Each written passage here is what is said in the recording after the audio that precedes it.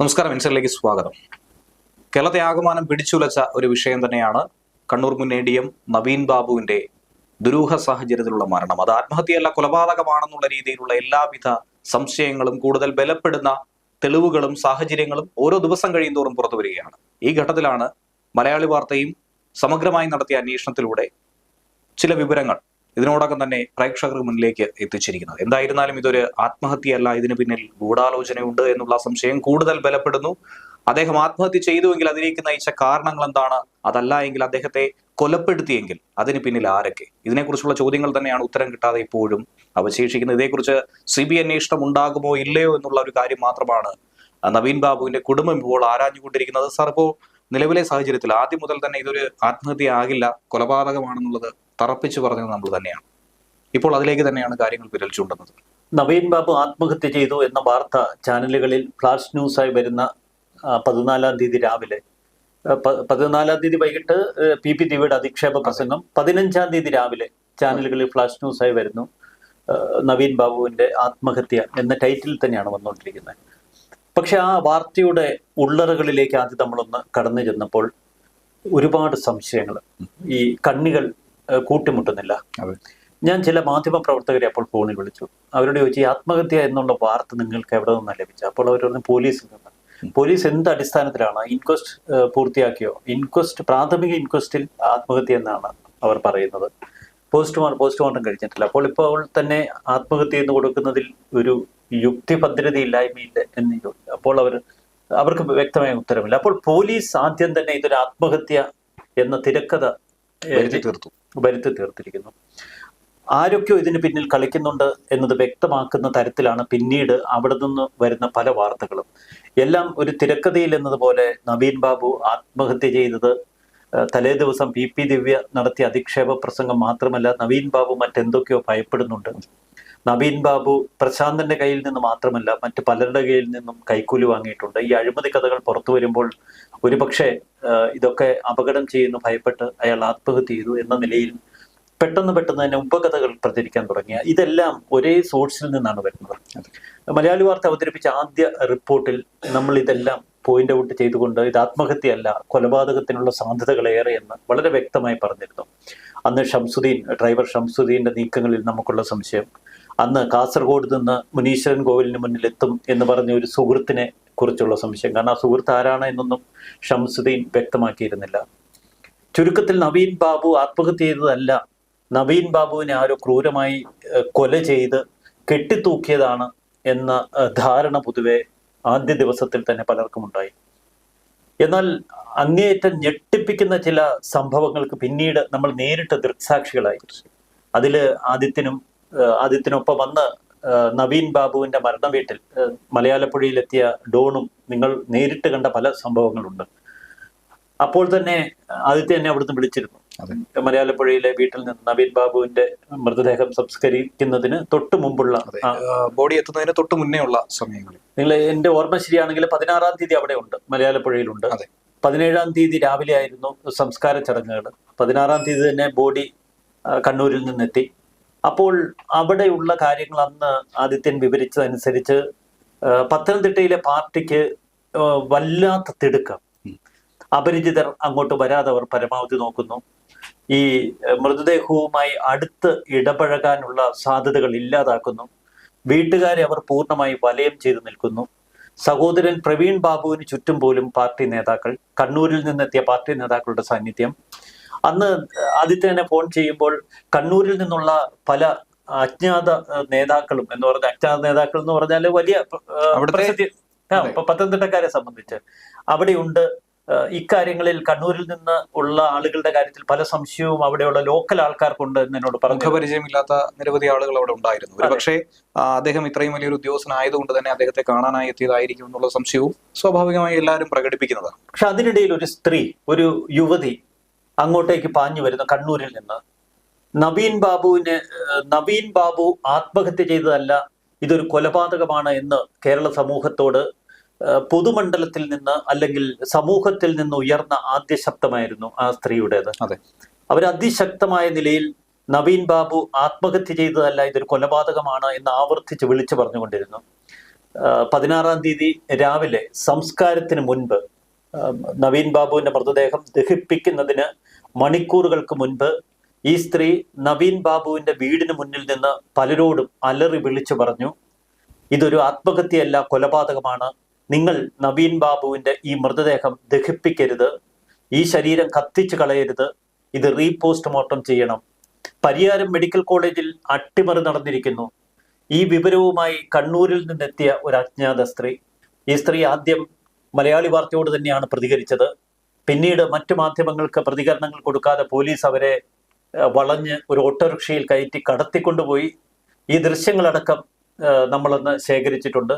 ആ സ്ത്രീ അന്ന് മലയാളി വാർത്തയോട് പറഞ്ഞ ഭാഗം പ്രേക്ഷകരെ ഒന്ന് കേൾപ്പിക്കാം. നവീൻ സാറിന് എങ്ങനെയാണ് അറിയാവുന്നത്? ഞാൻ ചാരിറ്റിന്റെ പ്രവർത്തനവുമായി ബന്ധപ്പെട്ടിട്ട് ഞാൻ 18ഓളം NGO സംസ്ഥാന പ്രസിഡന്റ് സെക്രട്ടറിയായിട്ട് പ്രവർത്തിക്കുന്നുണ്ട്. ഈ സാറിന്റെ ഓഫീസിലേക്ക് ഞാൻ പോയിട്ടുണ്ട്. പ്രത്യേകിച്ചിട്ട് വയസ്സായ സീനിയർ സിറ്റിസൺ ആക്ട് പ്രകാരമുള്ള ജാമ്യമില്ലാത്ത വകുപ്പ് 2009 ആക്ട് എടുക്കുന്നുണ്ട്. അപ്പോൾ 2007 ആക്ട് എടുക്കുമ്പോൾ ജാമ്യം കിട്ടുന്നുണ്ട്. അപ്പം മക്കള് അവരെ വൃദ്ധസ്ഥാനത്തിൽ എത്തിക്കുന്ന കേസെല്ലാം വരുമ്പോൾ ഞാൻ സാറിന്റെ അടുത്ത് പോയിട്ടുണ്ട്.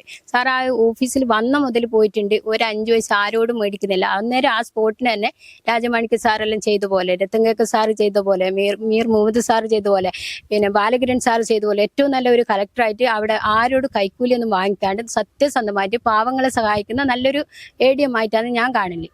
ഞാൻ മാത്രമല്ല, അവിടുത്തെ പാവങ്ങൾക്ക് എല്ലാവർക്കും ഉപകാരം ചെയ്യുന്ന ഒരു നല്ലൊരു പ്രവർത്തകനാണ് ഞാൻ. ഇപ്പൊ തിരുവനന്തപുരം മുതൽ കാസർഗോഡ് വരെ ADM എല്ലാ കളക്ടറുമായിട്ടെല്ലാം ബന്ധപ്പെടാറുണ്ട്. ചാരിറ്റിന്റെ ഭാഗമായിട്ട് നമുക്ക് അതിന്റെ ആവശ്യമുണ്ടാവും. അപ്പൊ ഇതിപ്പോ എനിക്ക് ഇവിടെ ഈ വീട്ടിൽ വരാൻ കാരണം അല്ലെ എനിക്ക് മറ്റൊരു സ്ഥലത്ത് നിന്ന് പത്രസമ്മേളനം നടത്തിയാൽ മതി. പക്ഷെ ഒന്ന് ഈ മരണത്തിന് അന്നേരം ആ സമയത്ത് കളക്ടറേറ്റിൽ നിന്ന് മീറ്റിംഗിൽ അവിടെ പറയുന്ന ജില്ലാ പഞ്ചായത്ത് പ്രസിഡന്റ് അവിടെ ഇവരോട് ഷൗട്ട് ചെയ്ത് സംസാരിച്ചപ്പോൾ അതിൻ്റെ അകത്ത് പറയുന്നത് 98,000 രൂപ വാങ്ങിച്ചു എന്നാ. 98,000 രൂപ വാങ്ങിച്ചുവെങ്കിൽ അവരെ നുണപരിശോധന നാർക്കോ ടെസ്റ്റിന് അതാരാണോ വാങ്ങിച്ചത്, അതായത് കൊടുത്ത ആളുണ്ടാവില്ലേ, അവർ പറയുന്ന ആള്, അവരെ നാർക്കോ ടെസ്റ്റ് ചെയ്യണോ? അത് ഞാൻ ഹൈക്കോടതി ഇല്ല. അപ്പൊ അത് ഗവൺമെന്റിന്റെ ഒരു പെട്രോൾ പമ്പ് നടത്താമെന്നും പറയുന്നുണ്ട്. അവർ ഗവൺമെന്റിന്റെ ഉദ്യോഗസ്ഥന് പെട്രോൾ പമ്പ് നടത്താനുള്ള അനുമതി ഇല്ലാന്ന് അറിയാലോ. പിന്നെ ഒന്ന് രണ്ടെന്ന് വെച്ചാല് അന്ന് പിന്നെ ഈ മരിക്കുന്ന ദിവസം റെയിൽവേ സ്റ്റേഷനിൽ എത്തിക്കുന്നുണ്ട്. മുനീശ്വരൻ കോവിലിന്റെ അതിലെ കൂടി വീണ്ടും ആ താമസ സ്ഥലത്തേക്ക് എത്തിപ്പെടാനുള്ള സാഹചര്യം അവരുടെ കോളുകൾ പരിശോധിച്ചാൽ മനസ്സിലാവും. പിന്നെ അത്രേ ആവശ്യമുള്ളൂ എന്ന് വെച്ചാൽ ഇല്ലെങ്കിൽ ഈ ഒരു റീപോസ്റ്റ്മോർട്ടം ചെയ്യേണ്ടി വരും. കാരണം പരിയാരം മെഡിക്കൽ കോളേജിലെ പോസ്റ്റ്മോർട്ടം എന്ന് പറഞ്ഞാൽ അത് സത്യസന്ധമായിട്ട് ആകാൻ സാധ്യതയില്ല.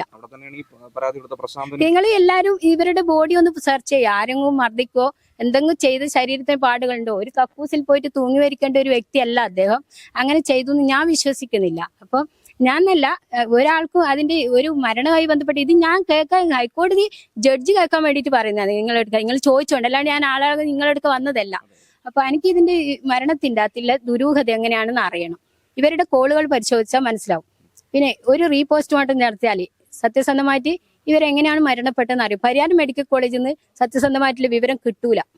കാര്യം ഇതിൽ എന്തെങ്കിലും തരത്തിലുള്ള കോടതി അറിയാൻ വേണ്ടിയിട്ട്, ഹൈക്കോടതി അറിയാൻ വേണ്ടിയിട്ടാണ് ഞാൻ ഇപ്പൊ ആദ്യം പറഞ്ഞത്. ദുരൂഹത ശക്തമായിട്ട് തന്നെ സംശയിക്കുന്നുണ്ടല്ലേ? ആ ദുരൂഹത എന്ന് വെച്ചാൽ അല്ലെങ്കിൽ ഒരു പിന്നെ റെയിൽവേ സ്റ്റേഷനിൽ എത്തിയ ഒരു മനുഷ്യൻ അങ്ങോട്ട് പോകേണ്ട ആവശ്യമില്ല. ഇവരെ ആരോപിക്കുന്ന കുറ്റം 98,000 രൂപ മേടിച്ചു എന്നാ. ഈ മനുഷ്യൻ ഒരു 5 വയസ്സ് ആരോടും മേടിക്കില്ല. മാത്രമല്ല 98,000 രൂപ വാങ്ങിക്കേണ്ട അത്ര ഗതികേടുണ്ടോ അദ്ദേഹം? ഇല്ല, ആ പൈസ ഒന്നും ആരും അങ്ങോട്ട് കൊടുത്തില്ലാണ്ട് ചായ കുടിച്ചിനാ വന്ന് ഭക്ഷണം കഴിച്ചിനാ വയസ്സായവരോട് ചോദിച്ചാൽ അങ്ങോട്ട് കീസയിലെ പൈസ എടുത്ത് കൊടുക്കുന്ന ഒരു പാവം വ്യക്തി ഇങ്ങോട്ട് ഒരാളുടെ പൈസ വാങ്ങൂല.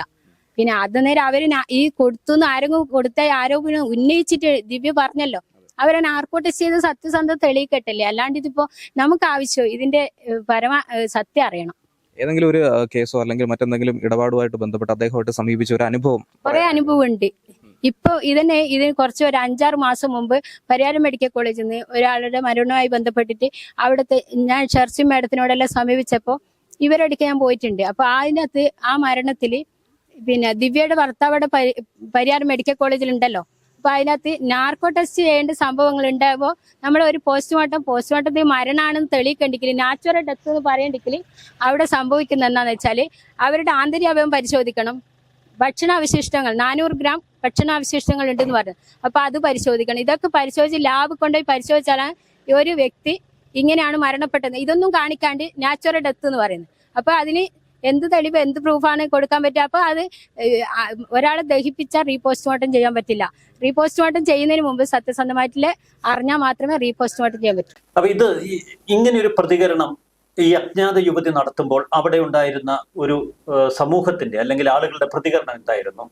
അതായത് 16-ാം തീയതിയാണ് നവീൻ ബാബുവിന്റെ മൃതശരീരം പത്തനംതിട്ടയിൽ എത്തിച്ചു എന്നറിഞ്ഞ നിമിഷം ഞങ്ങൾ മലയാലപ്പുഴയിലുണ്ടായിരുന്നു. ആദ്യം നേരെ മലയാലപ്പുഴയിലെ നവീൻ ബാബുവിന്റെ വീട്ടിലേക്ക് പോയി. ഏകദേശം ഒരു 7 മണിക്കും 9 മണിക്കും ഇടയിലാണ്, കൃത്യമായ സമയം ഓർക്കുന്നില്ല. എന്നിരുന്നാലും ഒരു മരണം നടന്ന വീട്ടിൽ സ്വാഭാവികമായും ഉണ്ടാകുന്ന ഒരു ആൾത്തിരക്ക് മറ്റുമൊക്കെ നമുക്ക് ഊഹിക്കാവുന്നതാണ്. പക്ഷെ അവിടെ നവീൻ ബാബുവിന്റെ സഹോദരൻ പ്രവീൺ ബാബു ഉണ്ടായിരുന്നു. അദ്ദേഹവുമായി ഞാൻ നേരിട്ട് കാര്യങ്ങൾ സംസാരിച്ചു, തിരക്കി. ഈ സ്ത്രീ തലേ ദിവസം അവരെ കണ്ടിട്ടില്ല. പക്ഷെ അവിടെ പലരും ഞങ്ങളെ നിരീക്ഷിക്കുന്നതായി ഞങ്ങൾക്ക് തോന്നിയിരുന്നു. അടക്കം പറച്ചിൽ പോലെ ചിലത് പറയുന്നത് കേട്ടിരുന്നു. ഞാൻ നമ്മുടെ ക്യാമറമാനായിട്ടുള്ള ഡോണിനോട് ഇക്കാര്യം സൂചിപ്പിച്ചു. ഇത്തരത്തിൽ ചിലരൊക്കെ തന്നെ ഇവിടെ ഇരിപ്പുണ്ട്. അസ്വാഭാവികമായ ഒരു സംശയാസ്പദമായിട്ടുള്ള ചില സാഹചര്യങ്ങളാണ് അവിടെ ഉണ്ടായിരുന്നത്. വലിയ ആൾത്തിരക്കില്ലായിരുന്നു. 10 പേരിൽ താഴെ മാത്രമാണ് അന്നേ ദിവസം കണ്ടത്. തലേ ദിവസം രാത്രിയില്ല. പിറ്റേ ദിവസം രാവിലെ തന്നെ പുലർച്ചെ തന്നെ 7 മണിയോടുകൂടി സിവിൽ സ്റ്റേഷനിലേക്ക് പോയി കാര്യങ്ങൾ തിരക്കി. എപ്പോഴാണ് മൃതശരീരം കൊണ്ടുവരുന്നത്, ഭൗതികദേഹം കൊണ്ടുവരുന്നത് എന്നുള്ള കാര്യം തിരക്കി. ശേഷം നവീൻ ബാബുവിന്റെ വീട്ടിലേക്ക് യാത്ര തിരിച്ചു. 10 മണിക്ക് സിവിൽ സ്റ്റേഷനിൽ എത്തുമെന്ന് അറിയിച്ചു. 8 മണിയോടുകൂടി നവീൻ ബാബുവിന്റെ വസതിയിലെത്തി. അവിടെ സ്വാഭാവികമായി എല്ലാ മാധ്യമ സുഹൃത്തുക്കളും ഉണ്ടായിരുന്നു. അവർ പല രീതിയിലുള്ള വിവരണം നൽകിക്കൊണ്ടിരിക്കുന്നു. വീട്ടിൽ ബന്ധുക്കളും കുടുംബാംഗങ്ങളും ഉണ്ടായിരുന്നു. പക്ഷെ ഈ സ്ത്രീ ആ വീട്ടിലേക്ക് കയറി ചെന്നു. ഒരു പറ്റം ആളുകൾ അവരെ എന്തൊക്കെയോ പറഞ്ഞ് തിരിച്ചയക്കുന്നു. ഞങ്ങൾ താഴെ നിന്ന് തന്നെ ഇതെല്ലാം കണ്ടുകൊണ്ടിരിക്കുകയാണ്. അവരെ തിരിച്ച് താഴേക്ക് പറഞ്ഞയക്കുന്നു. ചില മാധ്യമ സുഹൃത്തുക്കളോട് ചില കാര്യങ്ങൾ അവർ സംസാരിക്കാൻ ശ്രമിക്കുന്നു. അപ്പോൾ ഒരു കൂട്ടം ആളുകൾ വന്ന് അവരെ പറഞ്ഞു വിടുന്നു. ആദ്യം പോലീസുകാരൊക്കെ തന്നെ എത്തി, ഇവിടെ ഒരു പ്രശ്നം ഉണ്ടാക്കരുത്, സമാധാനപരമായി നമുക്ക് ചടങ്ങുകളൊക്കെ തന്നെ നടത്തേണ്ടതാണ്, അതുകൊണ്ട് ഇവിടെ ഒരു വിഷയം ഉണ്ടാക്കരുത്, നല്ല രീതിയിൽ ഈ ചടങ്ങ് നടത്താൻ നിങ്ങൾ അനുവദിക്കണമെന്നാണ് പറഞ്ഞത്. അതിനുശേഷം ഈ സ്ത്രീ കുറച്ചങ്ങോട്ടേക്ക് മാറി. അതായത് ഈ വീടിൽ നിന്ന് ഒരു 50 മീറ്റർ മാറി ഇവർ ഒറ്റപ്പെട്ട് നിൽക്കുകയാണ്. ഇവരുമായി ഒരാൾ മാത്രമാണ് സംസാരിച്ചുകൊണ്ടിരുന്നത്. പിന്നീടാണ് ഈ മനസ്സിലായത് അതൊരു പോലീസ് ഉദ്യോഗസ്ഥനായിരുന്നു. ശേഷം സംശയം തോന്നിയത് കൊണ്ട് തന്നെയാണ് അവർ അവിടുത്തുകാരിയല്ല, പ്രത്യേകിച്ചും തെക്കൻ ജില്ലക്കാരിയല്ല എന്ന് മനസ്സിലായി. സംസാരിച്ചപ്പോൾ ഏകദേശം വടക്കൻ ജില്ലയിൽ എവിടെയോ ആണെന്നുള്ളത് മനസ്സിലാക്കാൻ കഴിഞ്ഞു. കണ്ണൂർ കേന്ദ്രീകരിച്ച് പൊതുപ്രവർത്തനം നടത്തുന്നു, NGO ആയി ബന്ധപ്പെട്ട് സഹകരിക്കുന്നു, ചാരിറ്റബിൾ സൊസൈറ്റിയായിട്ട് ബന്ധപ്പെട്ട് സഹകരിക്കുന്നു എന്നാണ് അവർ പറയുന്നത്. അവരെ കണ്ടിട്ട് പോലുമില്ല ഇതിനു മുൻപ്. ഞാൻ ചോദിച്ചു, എന്താണ് നവീൻ സാറുമായിട്ടുള്ള ബന്ധം, എന്തിനാണ് നിങ്ങൾ ഇവിടെ വന്നതെന്ന് ചോദിച്ചു. എനിക്ക് നവീൻ സാറിനെ നേരിട്ട് അറിയാം, എൻ്റെ അടുത്ത് പറയുകയാണ്. ഞാൻ ഒരുപാട് കാര്യങ്ങളുമായി ബന്ധപ്പെട്ട് അവരോട് അദ്ദേഹവുമായി സഹകരിച്ചിട്ടുണ്ട്. അദ്ദേഹത്തിന്റെ സ്വഭാവം നന്നായിട്ട് അറിയാവുന്നത് കൊണ്ടാണ് ഇത് കള്ളക്കേസാണ്, അദ്ദേഹത്തെ കൊലപ്പെടുത്തിയതാണെന്നുള്ള സംശയം എനിക്ക് ബലമായതെന്ന് അവർ പറഞ്ഞു. അന്ന് പ്രത്യേകിച്ച് അങ്ങനെ ഒരു സാഹചര്യത്തിൽ കുടുംബമടക്കം പറയുന്നു ഇത് ആത്മഹത്യയാണ്, അല്ലെങ്കിൽ ഇതിൽ സംശയകരമായ ഒന്നും തന്നെ ഇല്ല എന്ന് പറയുന്നു. ആ ഘട്ടത്തിൽ വിരുദ്ധമായ ഒരു അഭിപ്രായം പറയുന്ന ഒരു സ്ത്രീ അതുകൊണ്ട് തന്നെയാണ് ഏറ്റവും അധികം അത് ശ്രദ്ധിച്ചത്. അവരോട് വിശദമായ കാര്യങ്ങൾ ചോദിച്ചാൽ ഞാൻ ചോദിച്ചു, ഇതൊക്കെ റെക്കോർഡ് ചെയ്യുന്നതിൽ നിങ്ങൾക്ക് എന്തെങ്കിലും ബുദ്ധിമുട്ടുണ്ടോ, ജനങ്ങളെ അറിയിക്കുന്നതിൽ ബുദ്ധിമുട്ടുണ്ടോ? അപ്പോൾ അവർ പറഞ്ഞൊരു കാര്യം, ഇത് ജനങ്ങളെയല്ല, ഇത് പരമോന്നത നീതിപീഠത്തെയാണ് എനിക്ക് അറിയിക്കേണ്ടത്. ഹൈക്കോടതി ജഡ്ജിമാരാണ് ഇത് കേൾക്കേണ്ടത്. അവരിതിനകത്തൊരു തീരുമാനമെടുക്കണം. ഉറപ്പായും ഇത് ജനങ്ങൾ മനസ്സിലാക്കണം. അദ്ദേഹത്തെ കൊലപ്പെടുത്തിയതാണ്, അതിനുള്ള കാരണം ഇതാണ് എന്ന് പറഞ്ഞവർ പറയുക. അത് ഏറ്റവും ശ്രദ്ധേയമായ ഒരു പ്രതികരണം. നവീൻ ബാബുവിന്റെ മൃതദേഹം സംസ്കരിക്കുന്നതിന് തൊട്ട് മുൻപ് കണ്ണൂരിൽ നിന്നെത്തിയ അജ്ഞാത സ്ത്രീ ഒരുപക്ഷെ ഒരു ദൈവത്തിന്റെ ദൂതമായി എത്തിയെന്ന് ഇപ്പോൾ നമ്മൾ വിശ്വസിക്കേണ്ടി വരും. കാരണം ആ സ്ത്രീയെ പൊതുസമൂഹത്തോട് മാത്രമല്ല പരമോന്നത നീതിപീഠത്തോടാണ് പറയുന്നത്, നവീൻ ബാബു ആത്മഹത്യ ചെയ്തതല്ല, ഇതൊരു കൊലപാതകമാണ്. ഈ ശരീരം നിങ്ങൾ ദഹിപ്പിക്കരുതേ എന്ന് നവീൻ ബാബുവിന്റെ സഹോദരൻ പ്രവീൺ ബാബുവിനോടും കുടുംബത്തോടും ഈ സ്ത്രീ യാചിച്ചു പറയുന്നു. പക്ഷേ അവരെ ഒരു ഭ്രാന്തിയാക്കി പോലീസ് ഉദ്യോഗസ്ഥർ മാറ്റിക്കൊണ്ടുപോകാനുള്ള ശ്രമം, പോലീസ് ഉദ്യോഗസ്ഥർ നമ്മുടെ മലയാളി വാർത്താ ടീമിന്റെ ഇടപെടലുകൾ പരമാവധി ഒഴിവാക്കാൻ വേണ്ടിയുള്ള സംസാരം, ഈ സ്ത്രീയിൽ നിന്ന് കൂടുതൽ വിവരങ്ങൾ പുറത്തു പോകാതിരിക്കാൻ പോലീസ് വളരെ സമർത്ഥമായി അവിടെ കളിച്ചു. അതിൻ്റെ വിഷ്വൽ അടക്കം നമ്മുടെ കയ്യിലുണ്ട്. ഏറ്റവും നിർണായകമായ ഒരു കണ്ണി തന്നെയാണ് ഈ സ്ത്രീ. പല രഹസ്യങ്ങളും ഒരുപക്ഷെ അവരുടെ മനസ്സിലുണ്ടാകും. അതൊക്കെ വിളിച്ചു പറയാൻ ആ മലയാലപ്പുഴയിലെ നവീൻ ബാബു മരിച്ച വീട്ടിലെത്തിയതാവാം. പക്ഷെ അതിന് അധികാരികൾ അനുവദിച്ചില്ല. ഏറ്റവും അപകടകരമായ ചില സംഭവങ്ങളും അവിടെ ഉണ്ടായി. പാർട്ടി നേതാക്കളും ചില പാർട്ടി ഗുണ്ടകളുമൊക്കെ ഈ സ്ത്രീയുടെ ചുറ്റും കൂടി എന്നൊന്ന് ആദിത്യൻ പറഞ്ഞ എനിക്കൊരു ഓർമ്മയുണ്ട്. അതായത് അവിടെ സ്വാഭാവികമായും പാർട്ടി പ്രവർത്തകർ ഒരുപാട് പേർ അവിടെ ഉണ്ടായിരുന്നു. വളരെ നല്ല രീതിയിൽ ഞങ്ങളോട് സംസാരിച്ച നിരവധി പാർട്ടി നേതാക്കൾ ഉണ്ടായിരുന്നു, ഡിവൈഎഫ്ഐയുടെ ചെറുപ്പക്കാരുണ്ടായിരുന്നു. അതുപോലെ തന്നെ ഞങ്ങളെ ഒരു കുറ്റവാളിയെ പോലെ നോക്കി നിൽക്കുന്ന ചിലരെയും ഞങ്ങൾ അവിടെ വീക്ഷിച്ചിരുന്നു. അതായത് ഞങ്ങൾ അവിടെ നിന്നും പോരുന്നത് വരെ, അതായത് മൃതശരീരം ദഹിപ്പിക്കുന്ന സമയം വരെ ഞങ്ങൾ അവിടെ ഉണ്ടായിരുന്നു. ആ സമയം വരെ ഞങ്ങൾ എന്തൊക്കെ ചെയ്യുന്നു, ഞങ്ങൾ എവിടെയൊക്കെ പോകുന്നു എന്ന് നിരീക്ഷിച്ച നിരവധി ആളുകളെ നമ്മൾ കാണാനിടയായിട്ടുണ്ട്. അതോടൊപ്പം തന്നെ ഈ സ്ത്രീയെ പരമാവധി ഒഴിവാക്കുക, നിങ്ങൾ അവരുടെ ഭാഗത്തു നിന്ന് എടുക്കേണ്ട ആവശ്യമില്ല, അവർ എന്തോ പുലമ്പുകയാണ്, ഇതുമായി ബന്ധപ്പെട്ട സംഭവങ്ങളൊന്നും തന്നെയല്ല, അവരോട് പോകാനായി ആക്രോശിക്കുന്നതൊക്കെ തന്നെ ഞങ്ങൾ കണ്ടിരുന്നു. ഒരു സ്ത്രീയാണ്, എന്തൊക്കെ പറഞ്ഞാലും ഒരു സ്ത്രീയാണ്, അവർക്ക് ഇത്രയേ ഉള്ളൂ ആഗ്രഹം, അദ്ദേഹത്തെ അവസാനമായി ഒന്ന് കാണണം. പക്ഷെ ആ ഒരു ആഗ്രഹം പോലും അദ്ദേഹത്തിന് അവർക്ക് നടന്നിട്ടില്ല എന്നാണ് മനസ്സിലാക്കാൻ കഴിയുന്നത്. കാരണം ഏറ്റവും അവസാനം ഒരു 9 മണിയോടുകൂടി അവരെ ഒരു ഓട്ടോയിൽ കയറ്റി പറഞ്ഞു വിട്ടപ്പോൾ അവർ പറയുന്നത് സിവിൽ സ്റ്റേഷനിലേക്ക് പോകണമെന്ന് ആവശ്യപ്പെട്ടപ്പോൾ പോലും അവരോടത്ത് പറയുന്നത് ഒരു ബസ്സിൽ കയറി നിങ്ങൾക്ക് പോകേണ്ട എവിടെയാണോ അവിടേക്ക് പോകൂ എന്നാണ് പറയുന്നത്. അദ്ദേഹത്തിന്റെ ശരീരത്തിനടുത്തേക്ക് പോലും എത്തിക്കാനായി ഒരു തരത്തിലും അവിടെ ആരും തന്നെ അനുവദിച്ചില്ല എന്നുള്ളതാണ് മനസ്സിലാക്കാൻ കഴിയുന്നത്. അപ്പൊ ഇതിൽ ചില അപകടങ്ങൾ ഇതുമായി ബന്ധപ്പെട്ടവർ മനസ്സിലാക്കിയെന്ന് വ്യക്തമാണ്. അതുകൊണ്ടാണ് ആ സ്ത്രീയെ അവിടെ തുടരാൻ അത് അനുവദിക്കാത്തത്. മാത്രമല്ല, ഇപ്പോൾ കേസ് അന്വേഷിക്കുന്ന അന്വേഷണ സംഘം SIT തന്നെ ഉറപ്പായും ഈ ഒരു അവർ പറഞ്ഞിരിക്കുന്ന കാര്യങ്ങളിലെ സത്യാവസ്ഥ അത് പുറം ലോകത്തിന് അറിയേണ്ടതാണ്. അത് അന്വേഷണത്തിലൂടെ മാത്രമേ കണ്ടെത്താനായി സാധിക്കൂ. അവർ പറഞ്ഞത് സത്യമാണെങ്കിൽ ഉറപ്പായി അതേക്കുറിച്ച് അന്വേഷിക്കണം. അവർക്ക് നേരിട്ട് അറിയാമെന്നാണ് അവർ ഞങ്ങളോട് പറഞ്ഞിട്ടുള്ളത്. അതിലെന്തെങ്കിലും വസ്തുതയുണ്ടോ എന്നുള്ള കാര്യം കൂടി അന്വേഷണ സംഘം പുറത്തു കൊണ്ടുവരേണ്ടതാണ്. പ്രത്യേകിച്ചും വളരെ അത്യാവശ്യമായ ഒരു സാഹചര്യമാണ് ഇപ്പോഴത്തെ ഒരു ഘട്ടത്തിലൂടെ പോകുമ്പോൾ. അതെ, അവർ പറഞ്ഞ ആ വാക്കുകൾ അത് പരമോന്നത നീതിപീഠം ശ്രദ്ധിക്കുമെന്നും നമുക്ക് വിശ്വസിക്കാം. കാരണം 12-ാം തീയതി കേരളത്തിന്റെ ഹൈക്കോടതി മഞ്ജുഷയുടെ ഹർജി വീണ്ടും പരിഗണിക്കുകയാണ്. ഒരു CBI അന്വേഷണം, അതാണ് കേരളം ഒന്നടക്കം ഇപ്പോൾ ആവശ്യപ്പെടുന്നത്. ഇക്കഴിഞ്ഞ ദിവസം ഈ കേസ് എടുക്കുമ്പോൾ കേരളത്തിന്റെ ഹൈക്കോടതി മഞ്ജുഷയുടെ അഭിഭാഷകനോട് ചോദിച്ചു, ഒരു ആത്മഹത്യയല്ല കൊലപാതകം എന്ന് തെളിയിക്കുന്ന എന്ത് തെളിവാണ് നിങ്ങളുടെ കയ്യിലുള്ളത് എന്ന്. തൊട്ടടുത്ത ദിവസം ദൈവത്തിന്റെ ഇടപെടൽ പോലെ ഒരു ചാനൽ ചർച്ചയിൽ മഞ്ജുഷയുടെ നവീൻ ബാബുവിന്റെ ഒരു കുടുംബ ബന്ധു Anil P. Nair police inquest റിപ്പോർട്ടിലെ ഈ ഭാഗം കേരളത്തെ അറിയിക്കുന്നു. അതെ, നവീൻ ബാബു ധരിച്ചിരുന്ന അടിവസ്ത്രം, ജോക്കി എന്ന അടിവസ്ത്രം, അതിൽ ചോരക്കറ ഉണ്ടായിരുന്നു എന്ന വിവരം. ഏറെ ശ്രദ്ധേയമായ ഈ തെളിവിന് മുന്നിൽ ഒരിക്കലും നീതിപീഠത്തിന് കണ്ണടയ്ക്കാൻ കഴിയില്ല. പോസ്റ്റ്മോർട്ടം റിപ്പോർട്ട് പുറത്തു വന്നപ്പോൾ അതേക്കുറിച്ച് ഒന്നും തന്നെ ഒരു പരാമർശം ഉണ്ടായിരുന്നില്ല എന്നുള്ളത്. ഇതിനെ തുടർന്ന് നിരവധി അനുമാനങ്ങളിൽ ഇപ്പോൾ വിദഗ്ധരെത്തുന്നുണ്ട്. പലരും പറയുന്നത് ആന്തരിക അവയവങ്ങൾക്ക് വന്ന ക്ഷതമാണ്, മർമ്മസ്ഥാനങ്ങളിലേറ്റ ക്ഷതമാണ്. അതിക്രൂരമായി നവീൻ ബാബുവിനെ കൊല ചെയ്തു എന്ന് കേരളം വിശ്വസിക്കുന്ന നിരവധി തെളിവുകളാണ് ഇപ്പോൾ പുറത്തു വന്നിരിക്കുന്നത്. അതിലപ്പുറം ഇന്ന് KM ഷാജഹാനുമായി ഞാൻ ഒരു അഭിമുഖത്തിൽ സംസാരിക്കുമ്പോൾ അദ്ദേഹം ചില വെളിപ്പെടുത്തലുകൾ നടത്തി. അദ്ദേഹത്തിന് കണ്ണൂരിൽ, പ്രത്യേകിച്ച് നവീൻ ബാബു അന്ന് താമസിച്ചിരുന്ന ക്വാർട്ടേഴ്സിനടുത്തൊക്കെ അദ്ദേഹത്തിന്റെ ഏറ്റവും അടുത്ത പഴയ CPM സുഹൃത്തുക്കളേറെ ഉണ്ട്. അവർ രഹസ്യമായി അദ്ദേഹത്തോട് ചില വെളിപ്പെടുത്തലുകൾ നടത്തിയെന്ന് അദ്ദേഹം ആ അഭിമുഖത്തിൽ തുറന്നു പറഞ്ഞിരുന്നു. അതിൽ ശ്രദ്ധേയമായ ഒന്ന്, ഒരു വെള്ള ഇന്നോവ വാഹനത്തിന്റെ സാന്നിധ്യമാണ്. 14-ാം തീയതി രാത്രി PP ദിവ്യയുടെ വീടിന് മുന്നിൽ ഒരു വെള്ള ഇന്നോവ കാർ കണ്ടുവെന്നും അതിൽ ദുരൂഹമായ ചിലത് സംഭവിച്ചുവെന്നും ദൃക്സാക്ഷികൾ പറയുന്നുവെന്നാണ് അദ്ദേഹം പറഞ്ഞത്. ദൃക്സാക്ഷികൾ എന്ന് പറഞ്ഞാൽ അദ്ദേഹത്തോട് ചില ആളുകൾ വെളിപ്പെടുത്തി. പക്ഷെ അവരൊക്കെ ഭയത്തിന്റെ ഒരു വല്ലാത്ത ലോകത്താണ് അവിടെ ജീവിക്കുന്നത്. കാരണം ഒരു ക്രിമിനൽ മാഫിയ സംവിധാനമാണ് അവിടെ നിയന്ത്രിക്കുന്നത്, ഭരിക്കുന്നതൊക്കെ. അപ്പോൾ എന്തെങ്കിലും കണ്ടു എന്നൊരു സാധാരണ ജനം ആരെങ്കിലും ഒരാൾ പറഞ്ഞാൽ പിന്നീട് അവർ ഭൂമുഖത്തുണ്ടാവില്ല. അതുകൊണ്ട് തന്നെ ഭയം അത് വല്ലാതെ അവരെ പിടികൂടിയിട്ടുണ്ട്. ഈ വെള്ള ഇന്നോവ കാറിൽ വെച്ചായിരിക്കും നവീൻ ബാബുവിനെ കൊലപ്പെടുത്തിയത് എന്ന് KM ഷാജഹാൻ തീർത്ത് പറയുന്നു.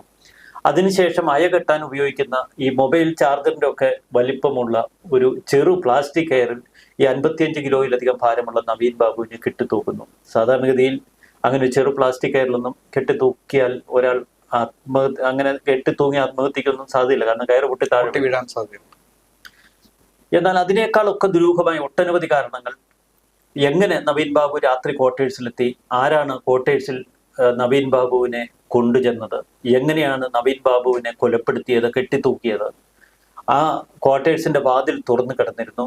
വിദഗ്ധർ പറയുന്ന ഒരു കാരണവശാലും ആത്മഹത്യ ചെയ്യുന്ന ഒരാൾ വാതിൽ തുറന്നിട്ട് അകത്ത് കയറി തൂങ്ങി മരിക്കില്ല എന്നാണ്. നവീൻ ബാബുവിന്റെ ഭാര്യ മഞ്ജുഷ പറയുന്നത് ഏറ്റവും സ്നേഹനിധിയായ ഒരു ഭർത്താവാണ്, ഏറ്റവും വാത്സല്യം നിറഞ്ഞ ഒരു അച്ഛനാണ്. അതുകൊണ്ട് തന്നെ കുട്ടികളോട്, ഞങ്ങളോട് എന്തെങ്കിലും അവസാനമായി പറയാതെ ഇങ്ങനെ ഒരു വ്യക്തി ആത്മഹത്യ ചെയ്യില്ല. കാരണം അത്രയേറെ സ്നേഹസമ്പന്നനാണ്, നല്ലവനാണ് എന്ന് ഭാര്യ മഞ്ജുഷ ആവർത്തിച്ച് പറയുന്നു. ഒരു ആത്മഹത്യാക്കുറിപ്പ് പോലും ഇല്ല എന്ന് പോലീസ് പറയുന്നു. പോസ്റ്റ്മോർട്ടം റിപ്പോർട്ടിൽ ഒരു സംശയത്തിനും ഇടയില്ലാത്ത വണ്ണം പോസ്റ്റ്മോർട്ടം റിപ്പോർട്ട് തയ്യാറാക്കിയിരിക്കുന്നു. പോസ്റ്റ്മോർട്ടം റിപ്പോർട്ട് അട്ടിമറിയാണ് എന്ന് അനിൽ P. നായർ, അദ്ദേഹത്തിന്റെ കുടുംബ ബന്ധു, ആവർത്തിച്ച് പറയുന്നു. അതിനേക്കാൾ ഏറെ ദുരൂഹമായ ഒട്ടനവധി കാരണങ്ങൾ. പത്തനംതിട്ടയിൽ നിന്ന് യാത്ര ചെയ്ത സംഘത്തിൽ, കുടുംബ സംഘത്തിൽ അന്ന് പ്രവീൺ ബാബു ഉണ്ട്, അനിൽ P. നായരുണ്ട്. അനിൽ P. നായർ പറയുന്നു, അന്ന് പ്രവീൺ ബാബു അവിടെ ജില്ലാ പോലീസ് ഉദ്യോഗസ്ഥനെ വിളിച്ച് ഞങ്ങൾ വന്നിട്ട് ഇൻക്വസ്റ്റ് നടത്താമെന്ന് പറഞ്ഞപ്പോൾ കളക്ടറെ വിളിക്കണമെന്ന് പറഞ്ഞു. കളക്ടറെ വിളിച്ചപ്പോൾ ഇൻക്വസ്റ്റ് തുടങ്ങി എന്ന വിവരമാണ് അദ്ദേഹം പറഞ്ഞത്. സാധാരണഗതിയിൽ ഒരു മരണം സംഭവിച്ചു കഴിഞ്ഞാൽ അടുത്ത ബന്ധുക്കളോ സുഹൃത്തുക്കളെ പോലും അല്ല, ബന്ധുക്കൾ തന്നെയാണ്. അടുത്ത ബന്ധുക്കൾ ഉണ്ടെങ്കിൽ മാത്രമാണ് അവരുടെ മുന്നിൽ വെച്ചാണ് ഇൻക്വസ്റ്റ് നടപടികൾ, അല്ലെങ്കിൽ ബന്ധുക്കളുടെ അനുമതി വാങ്ങിയിട്ടായിരിക്കും. ഇതെല്ലാം ഞാൻ നോക്കിക്കോളാം എന്ന് പറയുന്ന കളക്ടർ പിന്നീട് പ്രവീൺ ബാബു, അനിൽ പി നായരും ഒക്കെ വിളിച്ച് കളക്ടറോട് പറഞ്ഞു പരിയാരം മെഡിക്കൽ കോളേജിൽ വെച്ച് പോസ്റ്റ്മോർട്ടം നടത്തരുത്, കോഴിക്കോട് വെച്ച് നടത്താവുള്ളൂ എന്ന്.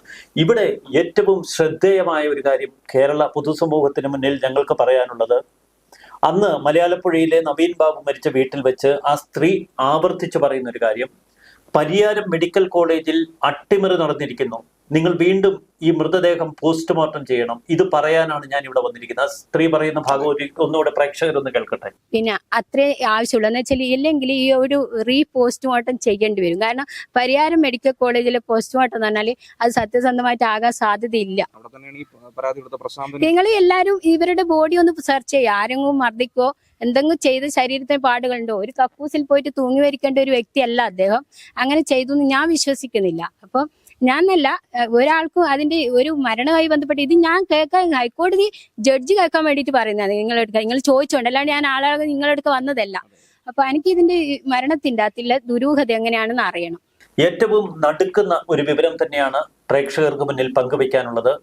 പരിയാരം മെഡിക്കൽ കോളേജിൽ അന്ന് അട്ടിമറി നടന്നിരുന്നു എന്ന് അതേ ദിവസം നവീൻ ബാബുവിന്റെ മൃതദേഹം ദഹിപ്പിക്കുന്നതിന് മുൻപ് കേരള പൊതുസമൂഹത്തിന് മുന്നിൽ, നവീൻ ബാബുവിന്റെ കുടുംബത്തിന് മുന്നിൽ, നവീൻ ബാബുവിന്റെ സഹോദരന് മുന്നിൽ വിളിച്ചു പറയുന്ന ഒരു സ്ത്രീ.